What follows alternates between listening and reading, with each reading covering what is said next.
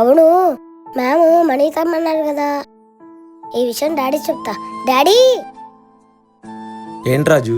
Daddy పొన్నీకా చెల్లికి బాగాలేదు కదా, మేము 100 రూపీస్ ఇస్తామన్నారు. నాకు కూడా ఇస్తావా? పొన్నవికా చెల్లికి ఇస్తాను. అవునా?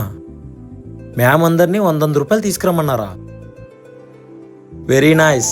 మన దగ్గర అంత డబ్బులు లేవు నాన్న, 50 రూపీస్ ఇస్తాను, తీసుకెళ్ళు. మేము 100 రూపీస్ ఏమన్నారు డాడీ?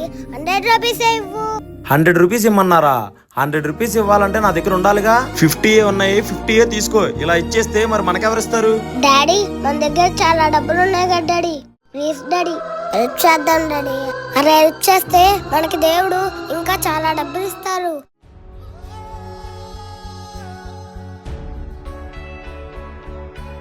అలాగే నాన్న, ఇట్రా.